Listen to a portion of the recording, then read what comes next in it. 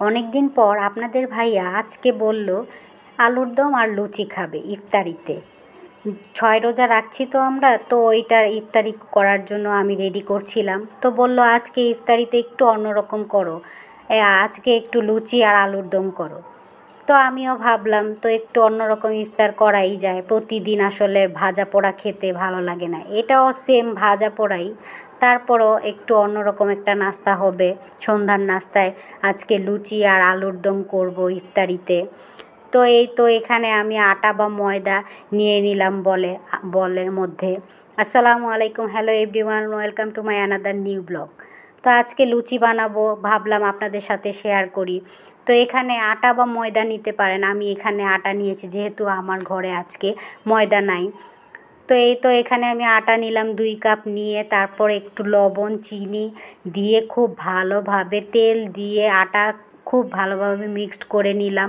আটাটা যখন মুঠো হয়ে আসবে তখন বোঝা যাবে যে না, আটার প্রসেসিংটা ঠিক হয়েছে। তখন আমি নর্মাল পানি দিয়ে একটু একটু করে দিব, আর আমি আটাটাকে এইভাবে ময়ান করে নিব। খুব ভালোভাবে মথে নিতে হবে, তাহলে লুচিটা অনেক মুচমুচে অনেক ভালো লাগবে খেতে।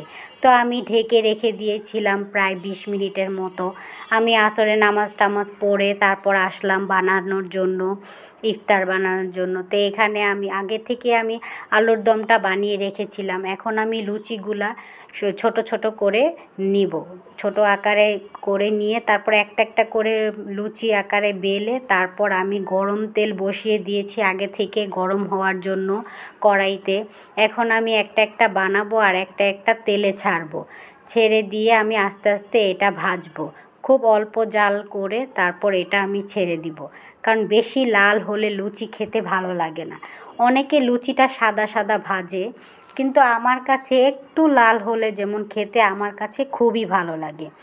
আমি আলুর দমটা দুপুরবেলায় আগে থেকে রান্না করে রেখেছিলাম। এখন আমি শুধু লুচিটা ভেজে নিব আর একটু বেগুনি করব। এই তো আমার ইফতারের সব আয়োজন। তো আমি বেশি ভিডিও করতে পারি নাই, সব কিছু দেখা তো সম্ভব ছিল না। রোজা রেখেছি, এত আসলে ক্লান্ত হয়ে পড়েছি, এই দিকে আবার রান্না বান্না সব কিছুই করতে হয় একা হাতে। তো এখানে আমি সবগুলা লুচি দেখেন ভাজতেছি আর আপনাদের সাথে কথা বলছি। আমার সবগুলা লুচি প্রায় হয়ে গেল। আমার লুচিগুলা দেখেন একটার থেকে একটা এত ফুলছে, দেখেই ভালো লাগছে, খেতেও নিশ্চয়ই ভালো লাগবে। আশা করছি আমার ভিডিওটি আপনাদের ভালো লাগবে। আর ভিডিও ভালো লাগলে লাইক কমেন্ট শেয়ার তো অবশ্যই আমি পেতে পারি, তাই না? আজকে এই পর্যন্তই, দেখা হবে অন্য কোনো ভিডিওতে।